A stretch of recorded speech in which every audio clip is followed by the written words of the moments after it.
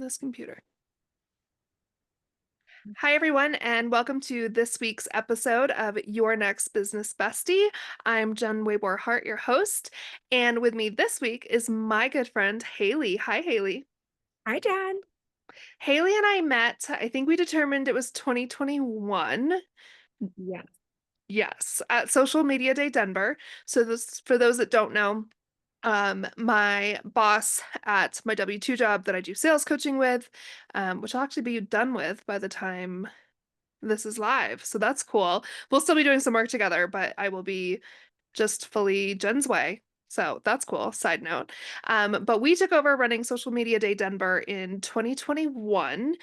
The original founder moved to Puerto Rico, and so we took over running that event. And Haley was at the very first one that I ran back in 2021. I don't think it was in June that year. I think it was like October. It was in October because we also have a big Mile High Mastermind event in September. I remember they were back to back, and I thought I was going to lose my mind.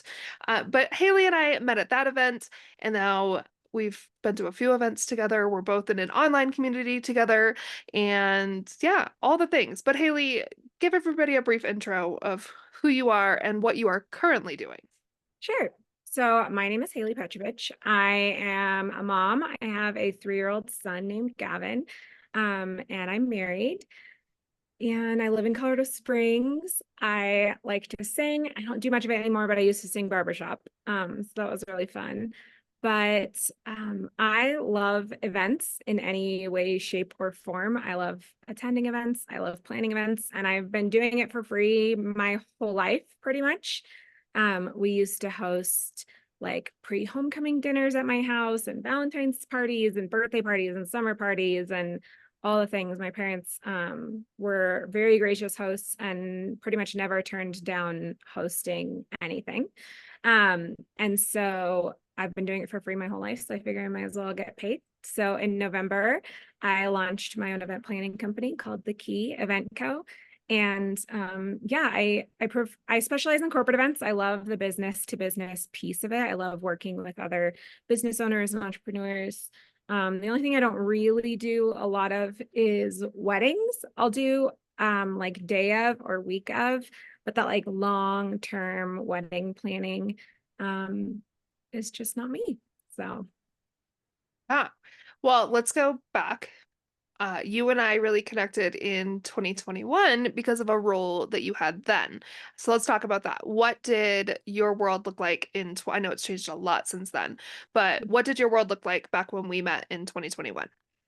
So in 2021, I had just had my son. He was born in March of 2021, and we had moved from California back to Colorado.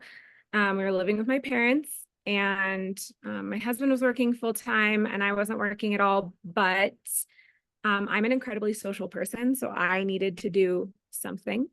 And I don't remember exactly how I got connected with this person, but I was running social media for my sister-in-law, who's a professional photographer. She had asked me if I wanted to just make some money doing some admin and stuff. She hates running her own socials. So that's how I ended up there. And then I got introduced to the person at the time who was planning the Colorado Springs Pet Expo. And so he hired me to run his social media.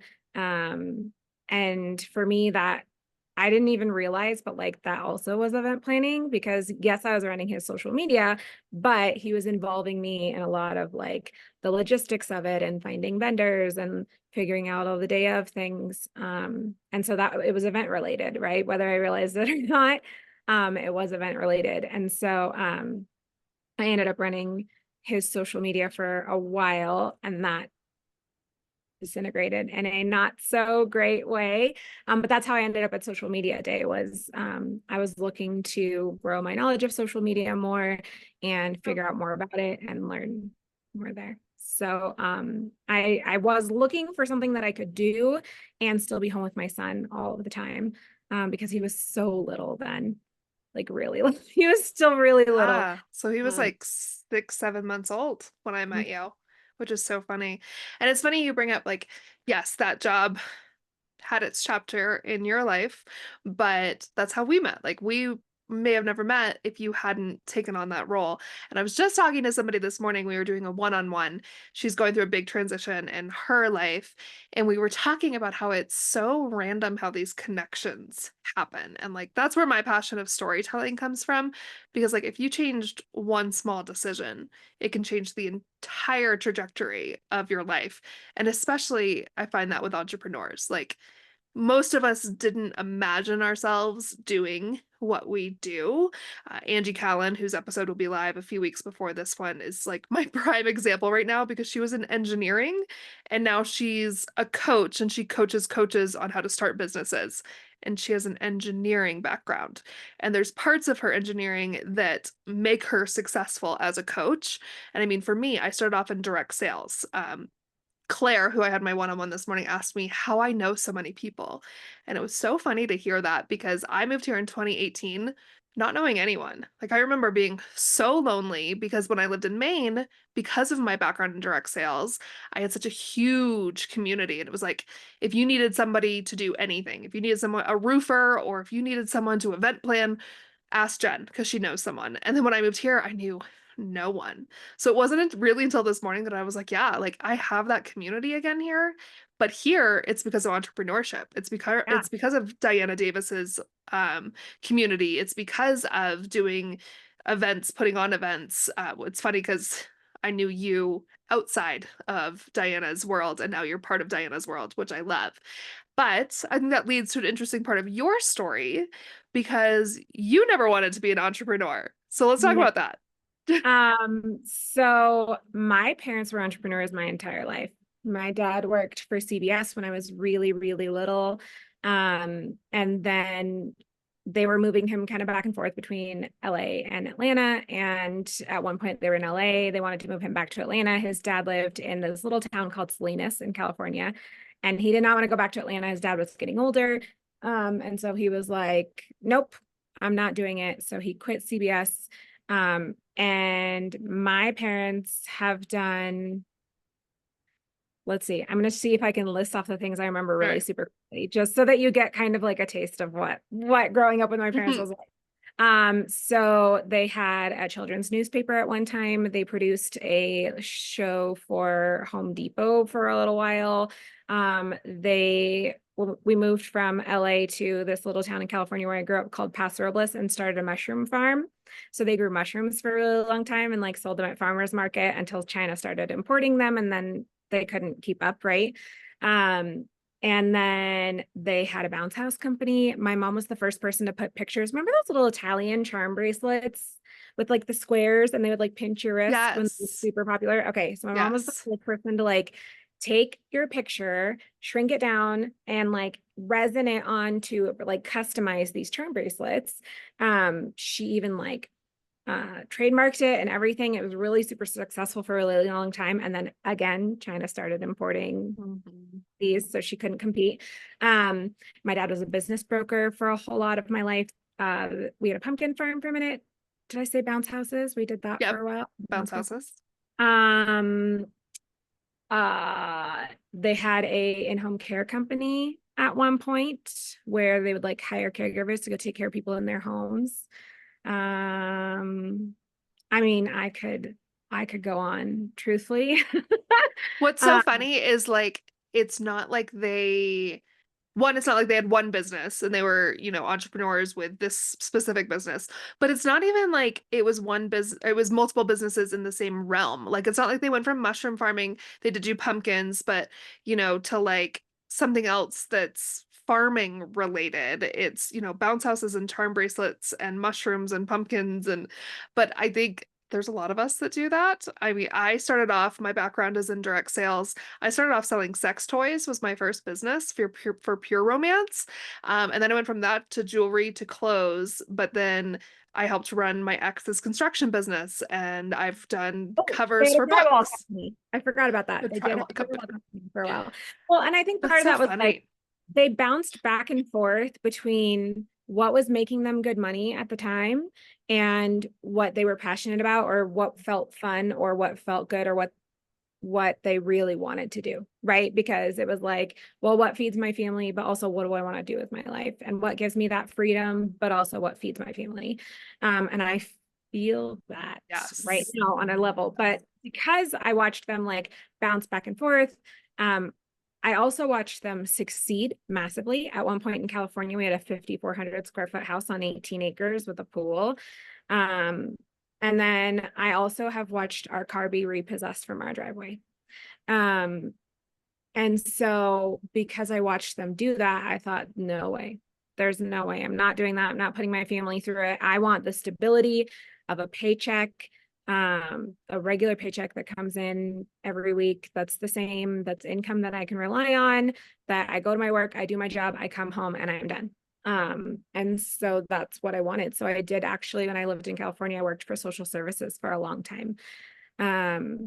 Personality wise, it was not the best fit for me. I had a supervisor say to my face one time that I was an acquired taste and that I needed to downplay myself a little bit when I was integrating into a new office so that people would like me more and I wouldn't disrupt the ecosystem. What's your Enneagram? Are Too. you an 8? You're a 2. Interesting. That's really But interesting. I think in the score, my next highest was an 8. Which is Uh, even more interesting because 8s, when they're thriving, pick up the positive characteristics of 2s, and 2s, when they're in times of stress, pick up the negative attributes of 8s.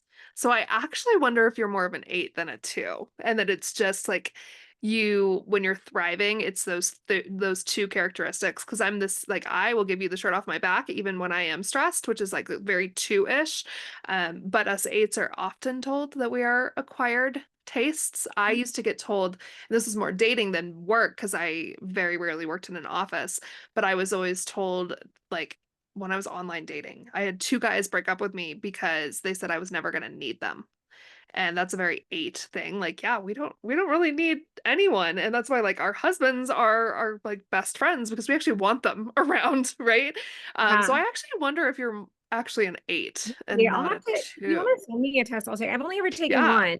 And it was actually for this for social services because they're like trying to figure out personalities and stuff, you know. But I also had a coworker who told me one time, like, she's like, I used to really hate you because I thought that your personal, like your bubbly personality was fake.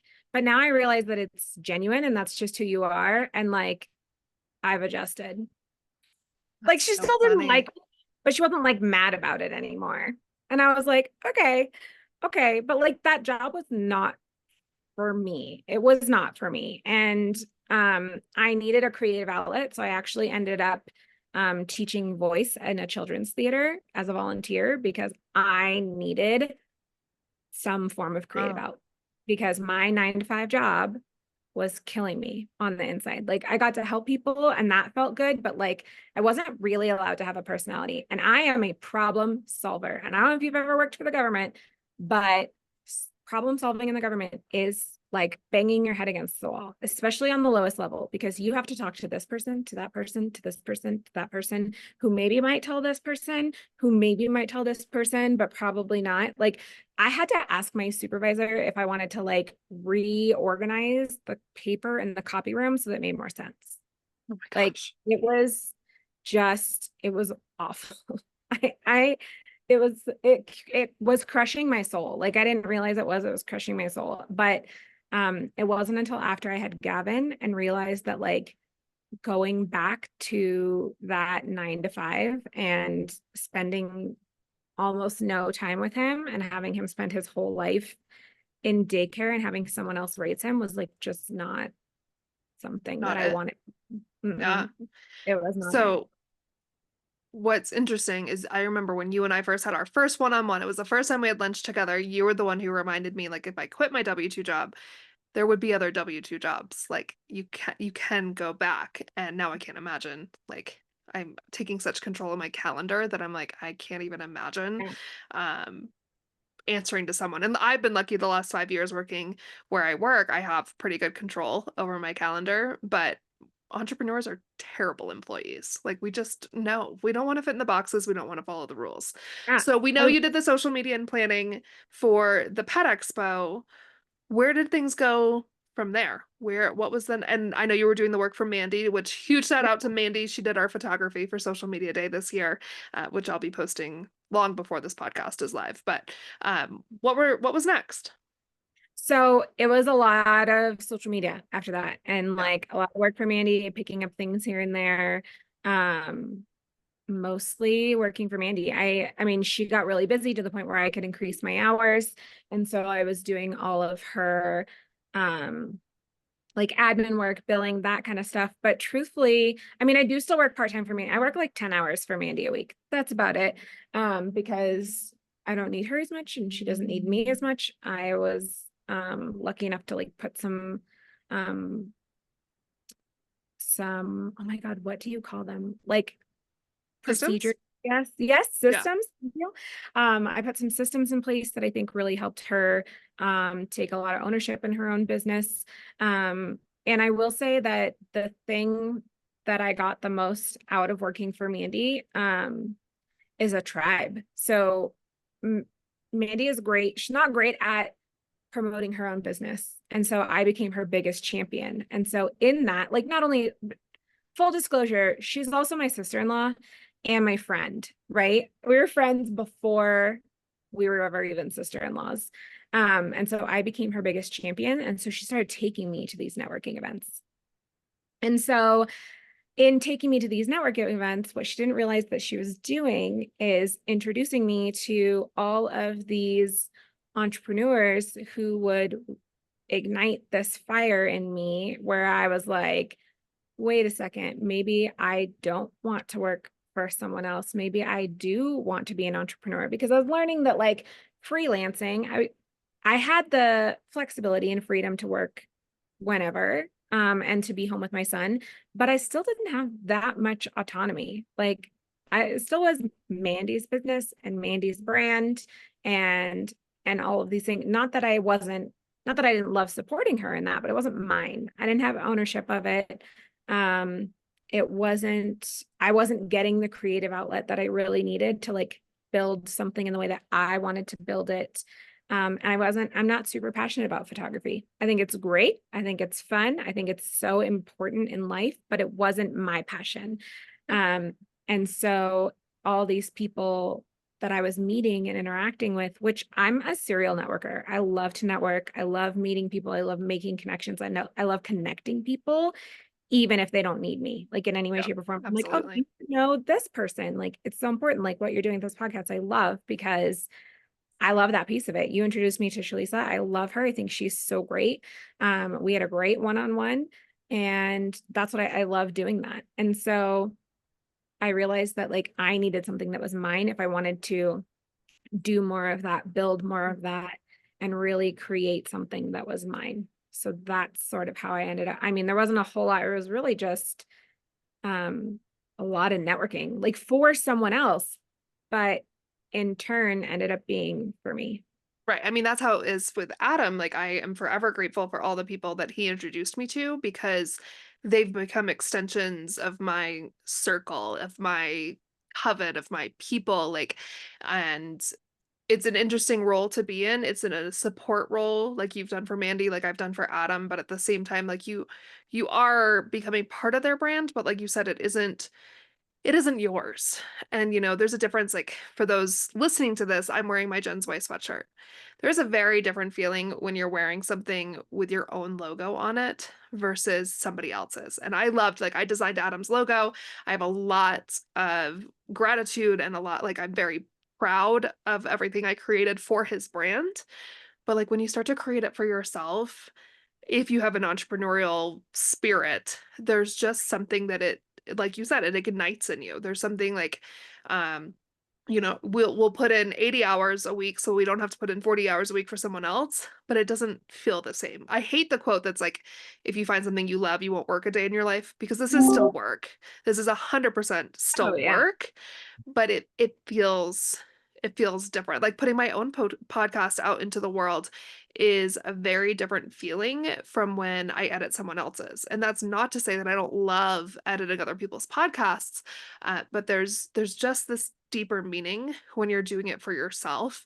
And I mean, that's where this podcast was born. That's where all of it was born because we all get it. Like it's impossible to really explain to someone until they feel it, until like it's this ownership. And then there's this whole like you were saying about a steady paycheck. There's every once in a while I'm still like, am I sure that I want my income to rely 100% on what I'm bringing in as a business owner? And sometimes it's like, it would be really nice. My ex worked a 9 to 5, same paycheck every week. But then at the same time, when something came up, unexpected bill came up, he was in a much more of a panic mode because he only had that set paycheck. For me, like when Jack got sick last year, my soul cat that passed away, I was like, well, fuck, like I have this huge vet bill. I went to my clients and asked them for more work. So we have this unique control over our income as well, both ways, right? Up and down. But it's an interesting dynamic, especially when you've done both, when you've worked the 9 to 5 and you've done the entrepreneurship. Did your Yeah, parents know that you didn't want to be an entrepreneur? I think so. I think so because I mean, I think maybe growing up, not so much because it was fun, right? Right. Um, and I obviously didn't say any of this to them then because what teenager does, but like the ability to be able to like call my mom and go home from school because I didn't want to be there. I just didn't want to be there. Or forgetting my homework and having someone to bring it to me. Or like one time I literally brought my rat to school because she fell asleep in the hood of my sweater. Oh my gosh. And my mom had to come and pick her up. So like I didn't realize how important those freedoms were as a child or how much I appreciated them or like how much so many of my friends didn't have that, right? Like if they Yeah. feel good at school, they were stuck because there was no one to come pick them up because their parents were at work or they had to go to after school care or or if they forgot their homework, they were screwed because no one could bring it to them. So I didn't realize what luxuries those were as a child, and now I do, obviously, as an adult. So I don't think so. I don't think they realized like to the extent of it. But also, I don't know that I didn't want to be an entrepreneur until I saw the negative connotation to it, until I watched the economy crash. Because that's what happened is when the economy crashed in 2008, my parents lost everything. We lost our house. My dad was a business broker. He lost his business. And they had a drywall company at the time that went under. And so that's when we moved from California to Colorado. And so, watching our car get towed out of the driveway because my parents missed one payment or two, I don't know, two payments, something Yeah. like that, was really traumatic, actually. And I don't think I realized the trauma of it until we went to go get a new car and we had just gotten it registered. And I was driving the car home from the DMV. I don't remember why I was the one driving it, but I was driving it home from the DMV and I got pulled over for speeding on Glen Eagle. You know how it's like 35, but it's really easy to drive 50. Yes.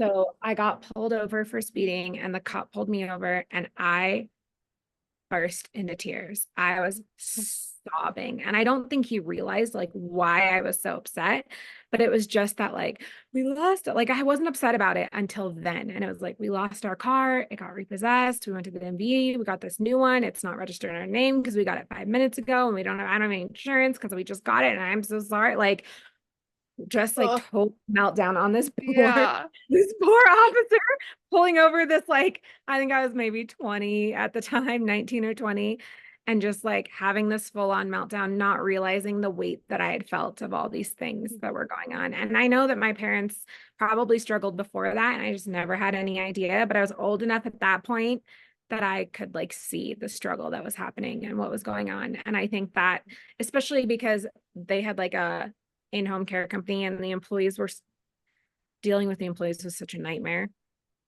That I was like, I can't, I don't want to. I don't want to do that. I don't want to worry about my car getting repossessed. Like we've always had a car payment because the anxiety of like a car breaking down and not having the money to fix it for me is awful. Um, and so I was like, I don't, you don't realize as a young person, like how much that trauma affects you until you get older. And I know that it's like, for me, it's a little T trauma, like there's these Yeah. big, Mhm. there's a whole scale, right? But I've been grateful. I've been lucky enough in my life that I don't have a big T trauma. Um, my scale, that my score on like the trauma test for Mhm. the is like a 0 basically, or a 1. So I'm very blessed in that sense, and grateful for that.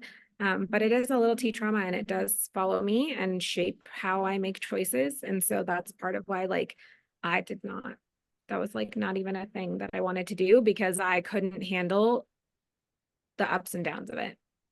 And I Yeah. can't say that like now I'm grateful that my husband has a good job. We've got family close by. My parents do make good money now, so they could supplement us if we needed them to.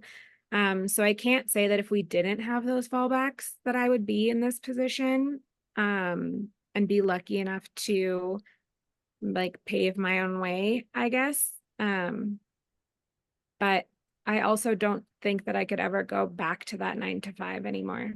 I mean, the goal, truthfully, for me, and I could go on about this forever, so like stop me if you need to, but my goal is to have my business produce enough income that I can invest that income into, I don't know how many different things. Like, my parents joined a money mastermind. They paid a lot of money to be in it. And they're teaching us how to make investments, smart investments appropriately, how to build your 401k, by making investments in a way that's like legal and all of that. So my goal is for my business to make enough income to build my investments enough that my business is then just for fun, that I'm not relying solely on the income of my business to survive, that it gets to be a pleasure again.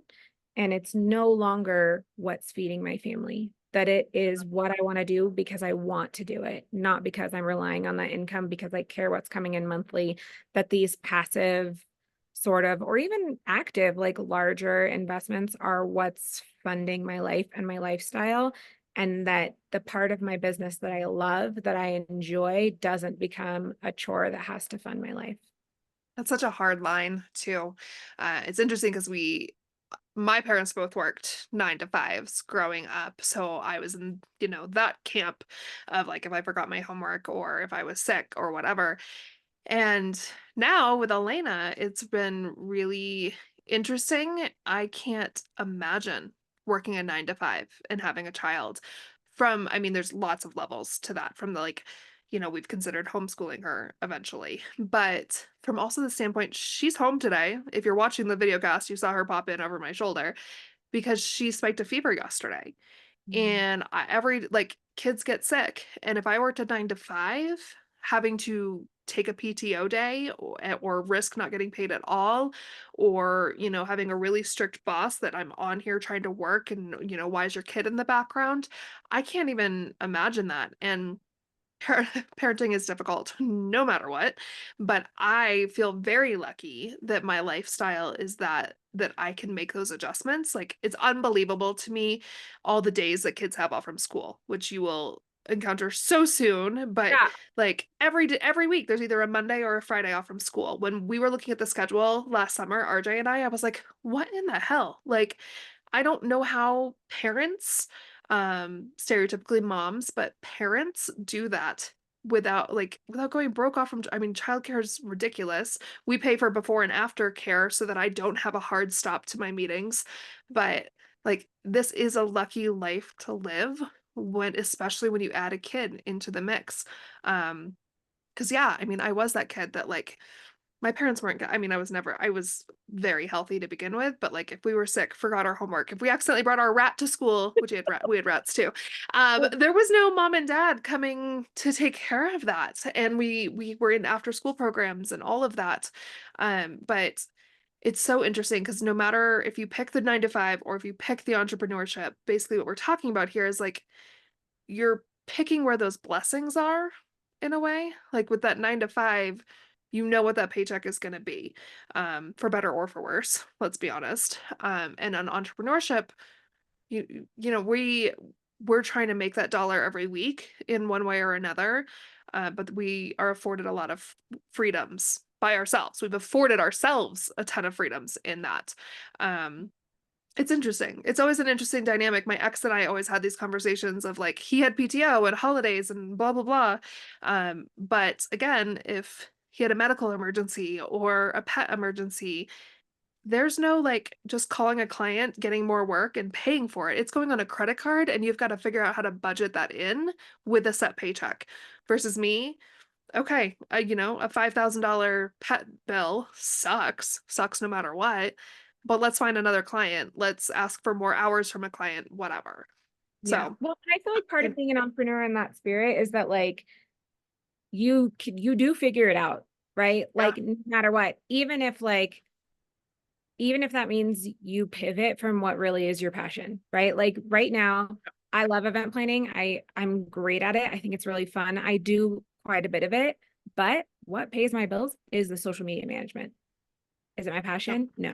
But could I take on another social media client way easier than I could pull an event out of thin air? Absolutely. Absolutely. totally. And so, or like, could I, could everything blow up tomorrow and I could resell garage sale stuff on Amazon or on Etsy? Sure. But I'm willing to to hustle and to switch and to pivot and to figure it out because one, I watched my parents do it. I don't know how many times, right?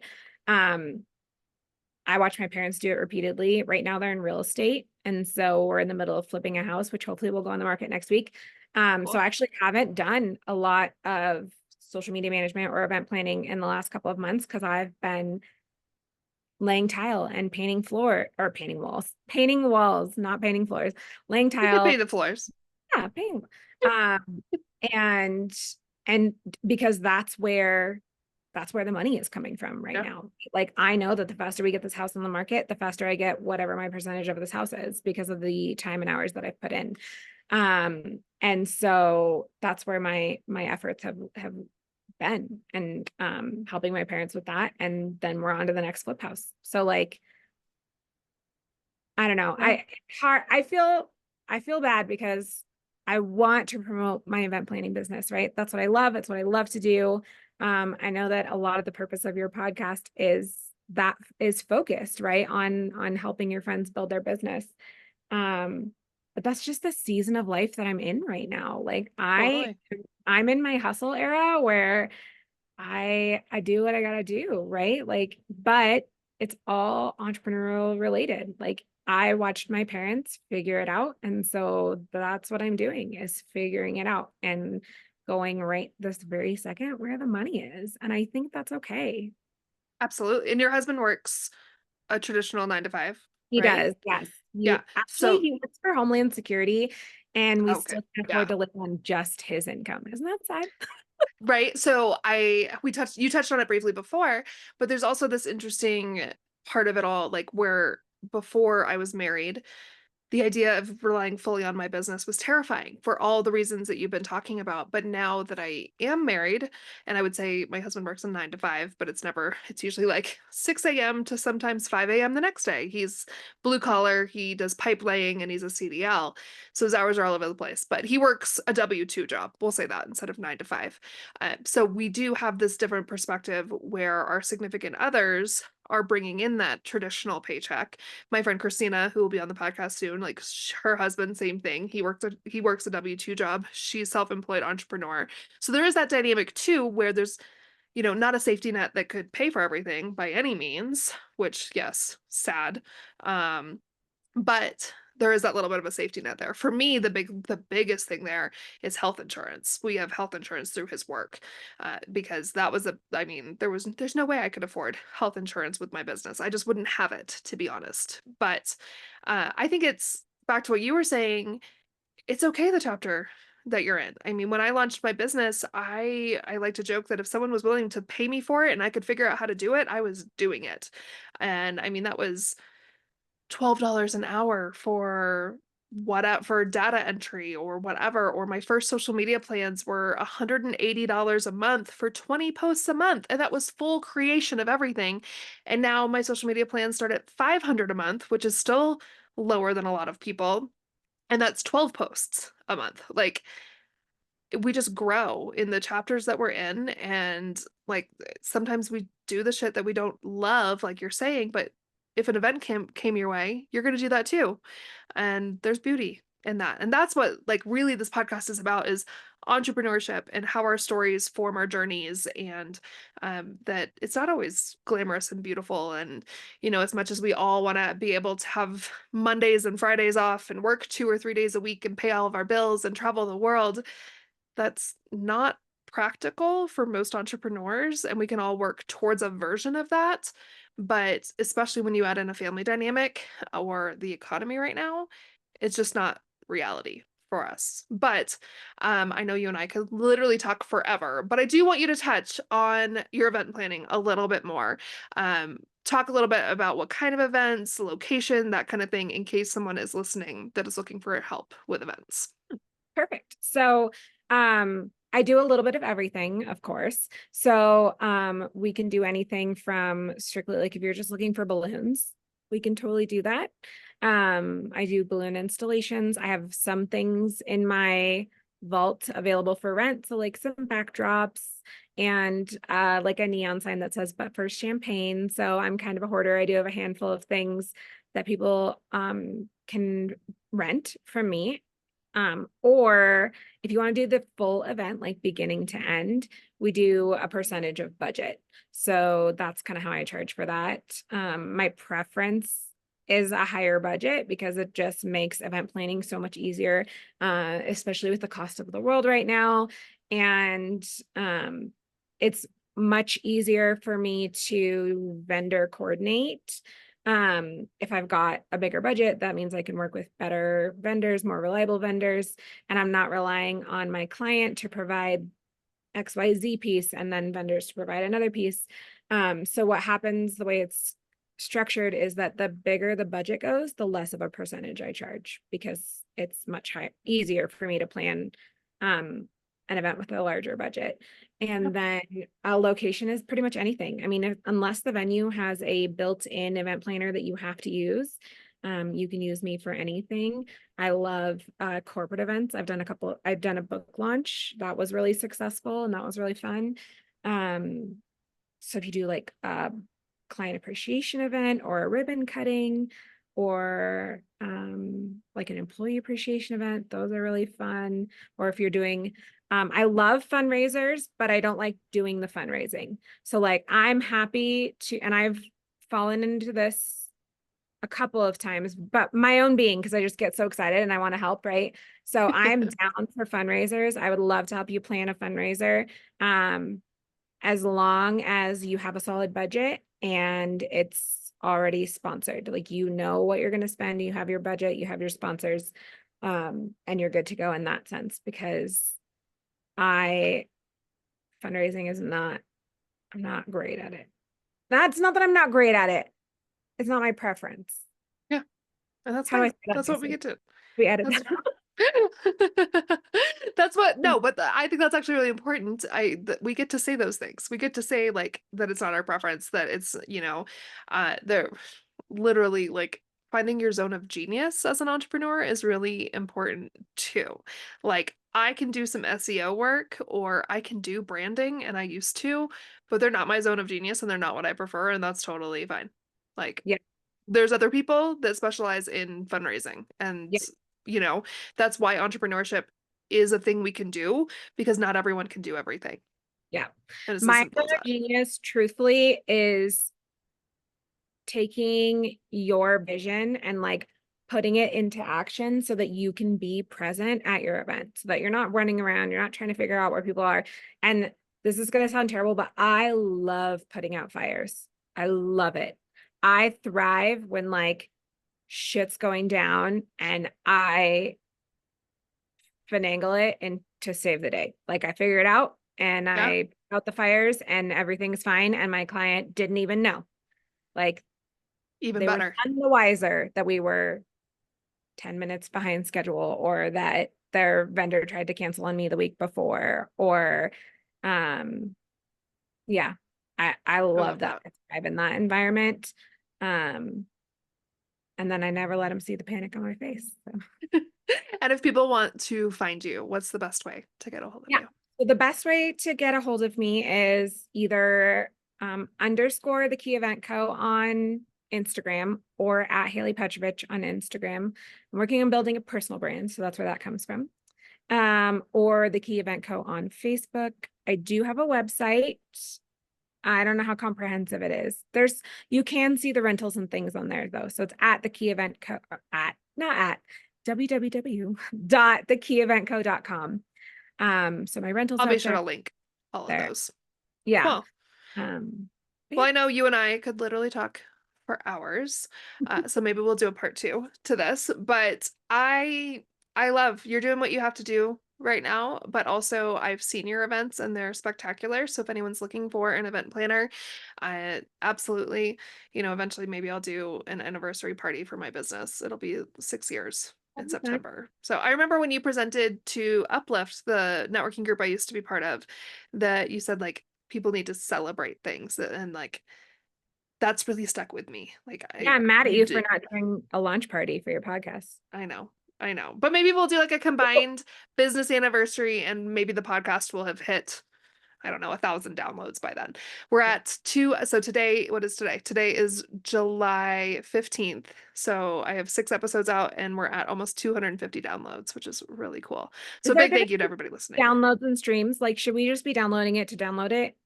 I think it's the same. I think if you listen to it, it counts as a download. So, Okay.